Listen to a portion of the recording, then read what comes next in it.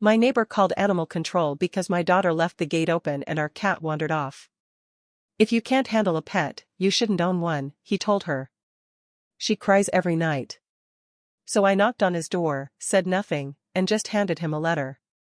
He read it, and slammed the door. He has no idea what he just triggered.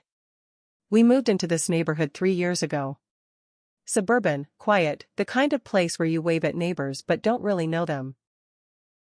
It seemed perfect for my daughter, Grace, who was 6 at the time. She's a good kid. Soft-spoken. Kind. Always wants to help.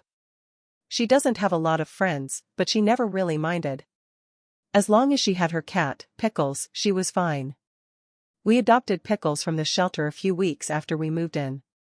Gray tabby, missing part of his tail, liked to sleep in the sunlight and sit next to Grace when she read. That cat became her best friend. He'd follow her around the house, sleep at the foot of her bed, meow until she picked him up after school. They were inseparable. About a month ago, Grace was playing in the backyard. We have a small wooden gate on the side of the house that leads to the front. She must have left it open when she came in to grab a snack. I didn't notice it either. A few hours later, I realized Pickles wasn't inside. We checked the house, the yard, called his name up and down the street. Grace was already crying by the time I grabbed a flashlight. Thankfully, a few hours later, Pickles came back. A little dirty, but safe. We were relieved. I reminded Grace to be more careful, but I wasn't angry. She was already beating herself up about it. We just locked the gate and moved on. Or so I thought. The next day, animal control showed up at our door. They said someone filed a complaint about an unrestrained animal roaming the neighborhood. Said they were just following up. Nothing serious, but we needed to be more careful or we could face fines. Grace was standing right behind me, holding Pickles. And that's when my neighbor, Bill, came over from across the street. He had this smug look on his face, like he was proud of himself. He pointed at Grace and said, "If you can't handle a pet, maybe you shouldn't own one." Grace froze. I felt her body press into my side, like she was trying to disappear. I looked at him, speechless. Animal control left after that. Told us to just keep the gate shut. Grace didn't say anything for the rest of the day. That night, I walked past her room and heard her whispering into Pickles' fur, "I didn't mean to. Please don't hate me." Then she cried herself to sleep. The next morning, I watched Bill mow his lawn like nothing had happened. Like he didn't just humiliate my daughter and make her feel worthless. And I couldn't shake the look on her face when he said that. How small she looked. How ashamed. That's when I remembered something. Something I wasn't supposed to know. See, Bill's not just some harmless old man who cares too much about the rules. He's hiding things. I know because I helped install his security system when he first moved in, before I quit my job at the home tech store. He paid in cash. Acted weird about the cameras. Said he didn't want any cloud storage or external backups. At the time, I thought he was just paranoid. But I kept the paperwork. And I remembered something else, too. A year ago, I was walking the dog past his house around 11 p.m. I saw a teenage boy standing on Bill's porch, yelling. I couldn't hear everything, but I caught one line, "I'm not keeping quiet anymore." Bill grabbed the kid's arm and dragged him inside. That boy never came back. I wrote it off. Thought it wasn't my business. Until now. So I went into my files. Pulled out the notes I kept. The weird receipts. The camera layout. The make and model he used. I started digging. Then I wrote a letter. 2 pages. No emotion. Just facts. Dates. Times. Descriptions. Everything I'd seen, everything I suspected. I didn't accuse. I just laid it all out. Then I walked across the street, knocked on his door, and handed it to him. I didn't say a word. He opened it. Started reading. His face changed fast. Like he was trying to figure out what I knew, and how. Then he slammed the door without saying anything. He thinks that's the end of it. He has no idea what he just triggered. The next morning, Bill's blinds stayed shut. That never happens. He's usually outside by 7:30, spraying the edges of his lawn with weed killer or yelling at delivery drivers for stepping on his walkway. But that day? Nothing. Grace asked if he was sick. I told her maybe he just needed a quiet day. But I knew better. That night, I started getting paranoid. I went back through my copy of the letter. Read it again and again. I hadn't made any threats. I hadn't even mentioned Grace. But it didn't matter. I'd poked at something, and now the silence felt louder than anything. 2 days later, a white SUV parked in front of our house. No plates on the front. Driver didn't get out. Just sat there. Engine running. I watched from behind the curtain for over 20 minutes. Then, slowly, the SUV drove off. No one knocked. No one called. That night, I saw Bill walking around his backyard with a flashlight. He was digging near the shed.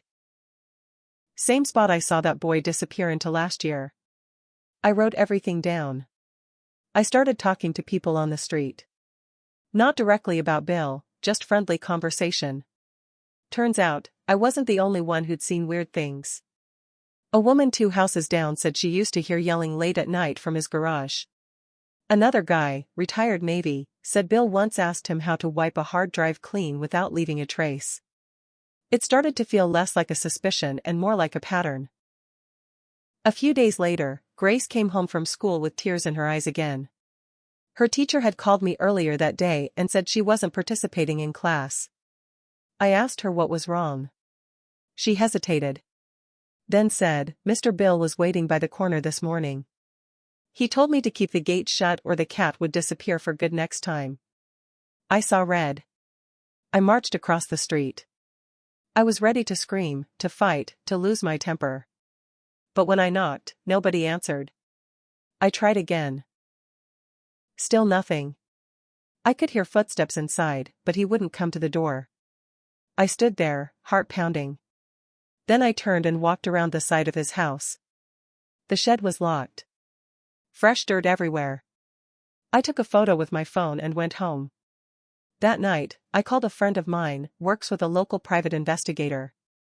I told him what I had, what I'd seen, and what Grace said. He agreed to look into it.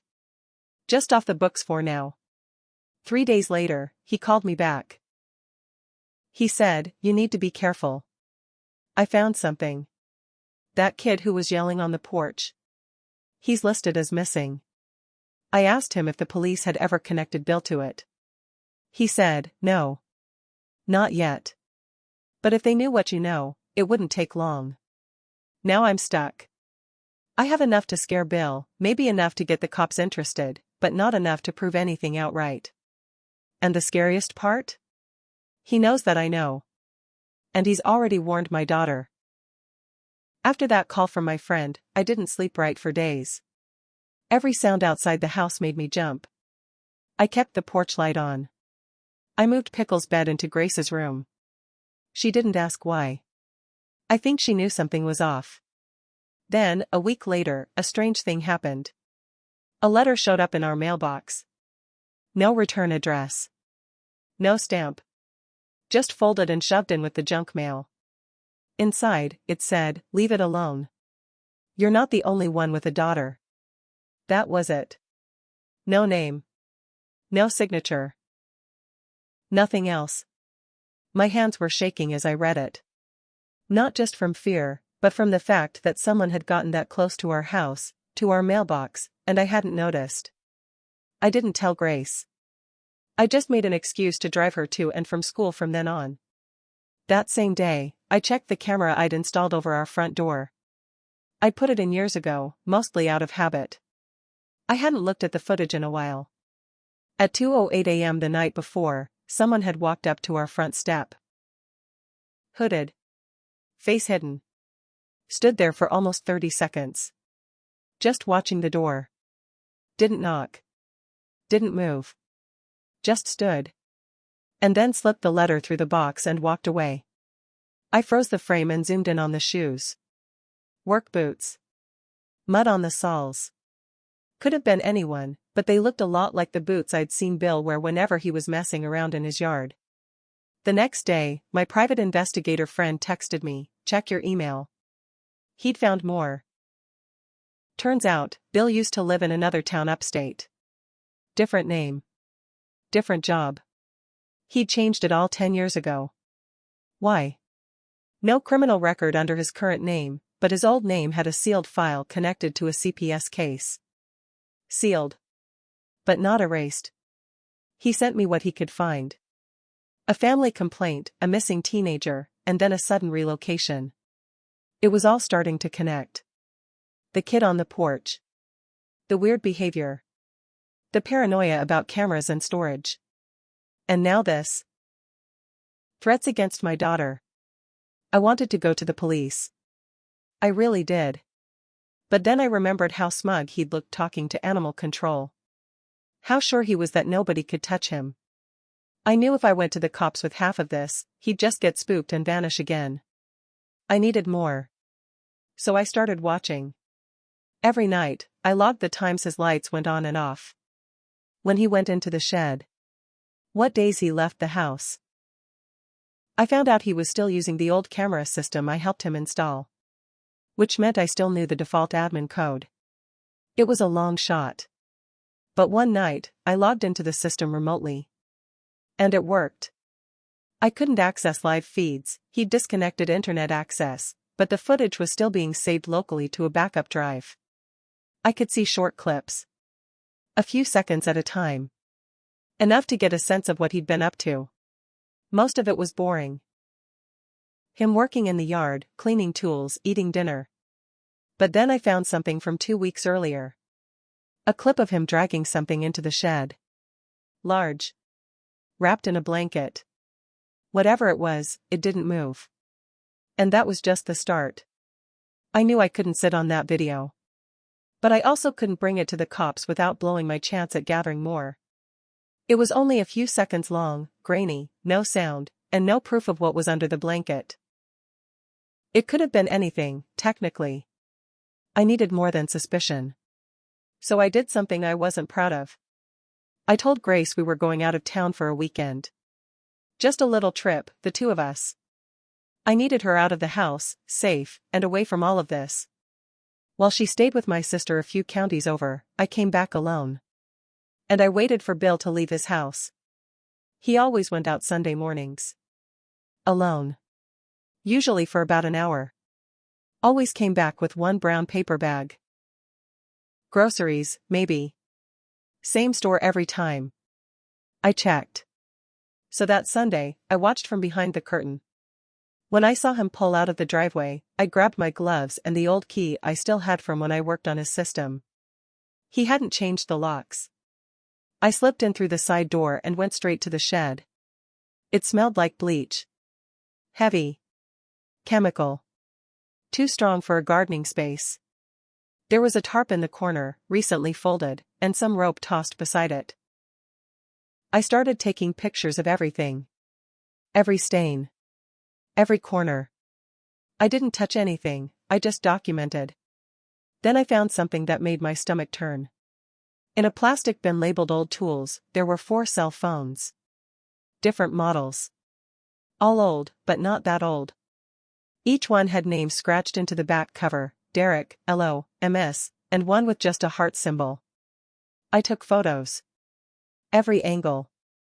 I didn't take the phones, I wasn't ready to tip him off. Then I went back inside the house. I wasn't going to snoop, but the front door was unlocked, and I had 30 minutes. I checked the basement. That's where I found the safe. It was hidden behind a false panel in the wall, probably wouldn't have seen it if I hadn't bumped into the shelf while looking for more cameras. Combination lock. New. Clean. But just above the safe, taped to the inside of the wall panel, was a photo. Black and white. Blurry. Looked like a school picture from years ago. It was Grace.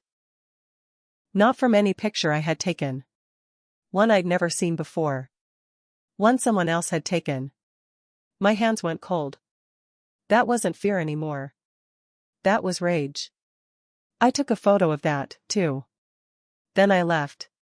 Locked everything up behind me, went back home, and sat there staring at my phone for 2 hours. I didn't call the police. Not yet. Because now I knew exactly what I needed to do. And it wasn't going to be fast. It wasn't going to be legal. And it sure as hell wasn't going to be forgiving. I spent the next week putting together everything I had: photos, timestamps, the video clips, the info from my friend, the letter he sent me. It was enough to scare him. Maybe enough to make police ask questions. But I didn't want questions. I wanted answers. So I decided to bait him. That Friday, I mailed him a package. No return address. Inside, I printed a photo, just one. The picture of Grace I found in his wall. I circled her face in red ink. Underneath, I wrote 3 words. How did you get this? I didn't send it from our zip code. I drove 2 towns over. The next morning, his truck didn't move. Not once. On Sunday, the SUV came back. Same white one, no plates. This time it parked behind his house. I was ready. I'd installed a motion cam in the alley behind his shed. Just for this. When I checked the footage later, there were 2 people. Bill and another man, tall, thin, kept looking over his shoulder. They unloaded a box from the SUV and brought it into the house. The next day, I got another letter. Same no return address type. It just said, "You're making a mistake." And tucked behind the letter was Grace's school schedule. Every class. Every teacher. Even her lunch period. I threw up. I didn't sleep that night. Instead, I drove to my private investigator friend's house. Sat on his porch until morning. When he opened the door, I showed him everything. The photo. The footage. The phones. The schedule. He didn't say anything for a full minute. Then he told me to give him everything and let him do it right. I wanted to trust him. But I couldn't wait. Because it wasn't about proving something anymore. It was about ending it. So I made one more visit to Bill's place. Not to confront. Not to fight. Just to deliver something. Another envelope. Bigger this time. A printed photo of every piece of evidence I had. With a note that said, "I know what you did. The police will too." I left it taped to his back door. The next morning, he was gone. No note. No moving van. Just gone. The house sat dark for 3 days. Then a real estate sign showed up in the yard. By owner. He didn't list it through an agency. Didn't want paperwork. But I wasn't done. Because 3 days after he disappeared, I got a call. From an unknown number. The voice was calm. Cold. "He's not the only one who wants you to shut up," it said. Last warning. Then the line went dead. And that's when I knew, this wasn't just about Bill. This was bigger. And I had just stepped into something that didn't want to be uncovered. I didn't tell Grace what was happening. I couldn't. She was starting to laugh again, starting to play with pickles like before. I wasn't about to pull her back into the nightmare I was now fully inside of. Instead, I kept things normal on the outside: school drop-offs, homework, dinner. But behind the scenes, I was working every angle I could. I forwarded the threats to my investigator friend. He ran the number, burner phone, as expected. No trace. I dug deeper into Bill's past. The sealed CPS report, the missing teenager, the sudden identity change. It all led back to a private religious group he'd once been part of, something small, rural, not officially affiliated with any church. They called themselves a reform community. That was the term used in court records. But what stood out was the pattern. Members quietly changing names, moving across state lines, children sent away and never mentioned again. Everything about it was shadowy, quiet, protected. And Bill was still connected to them. That's when I realized he hadn't gone into hiding. He'd gone back to them. And they were watching me now. My private investigator friend offered to get law enforcement involved. I almost said yes. But then I got one more letter.